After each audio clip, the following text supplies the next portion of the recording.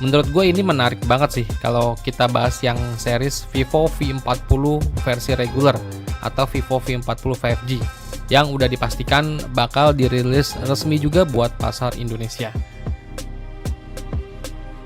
Udah gitu dari spesifikasinya ini ada upgrade besar-besaran sih, dan juga harganya nggak beda jauh sama perilisan dari Vivo V30 sebelumnya. Ya udah, kita bahas yuk dari Vivo V40 5G ini yang kelihatannya bakal jadi auto laku keras nih.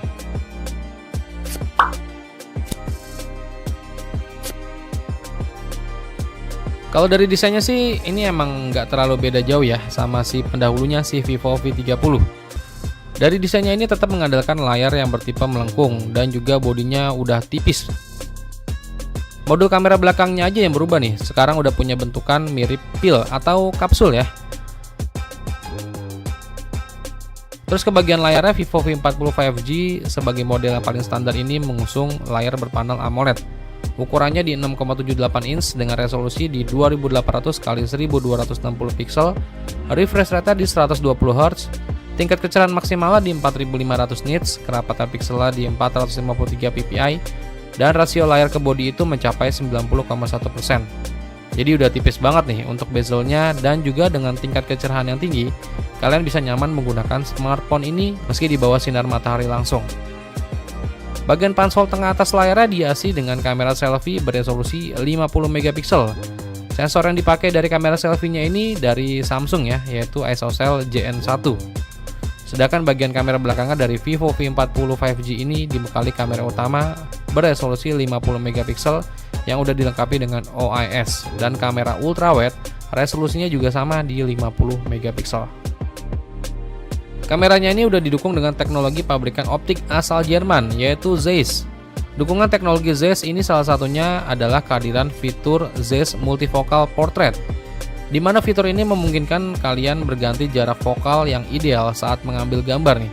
Misalnya 24 mm saat mengambil gambar landscape, atau 35 dan 50 mm saat mengambil foto portrait. Dan juga nggak ketinggalan, kameranya ini juga udah ditemani dengan cincin LED flash yang dikasih nama AI Aura Light Portrait.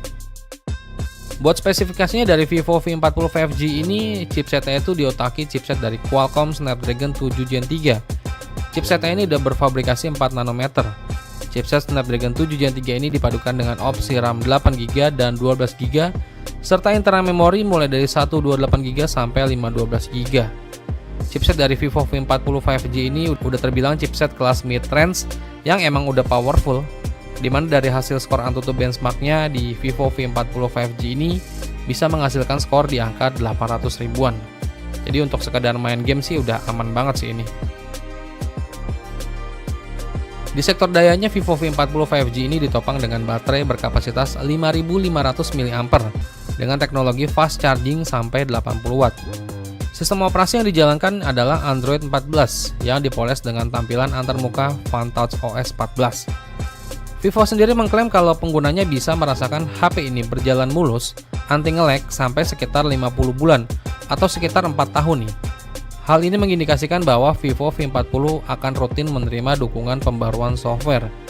Vivo juga menjanjikan baterainya bisa diisi penuh dari 0% sampai 1600 kali dan mempertahankan setidaknya 80% dari kapasitas baterainya. Dengan begitu, smartphone ini bakal lebih awet digunakan dalam waktu yang lama.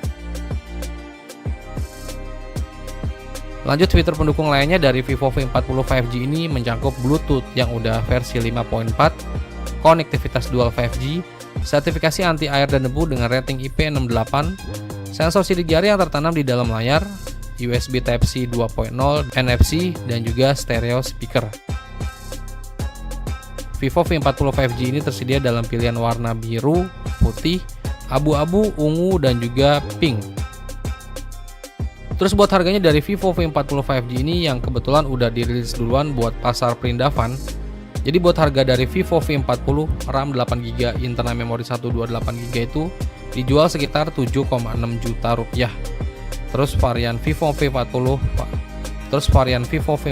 RAM 8GB, internal memori 256GB itu dibanderol sekitar 8,2 juta. Dan Vivo V40 5G dengan varian RAM 12GB, internal memori 512GB itu dikasih harga di 9,3 juta. Harga tersebut masih buat harga di pasar global dan perindavan ya. Mungkin ya, ketika masuk ke pasar Indonesia bakal berubah, mungkin ya. Harganya cukup menarik sih kalau dilihat dari spesifikasi yang ditawarkan. Ya, semoga aja bisa cepat juga masuk ke pasar Indonesia ya. Dan kalau bisa, kasih harga di bawah pasar perindavan ya.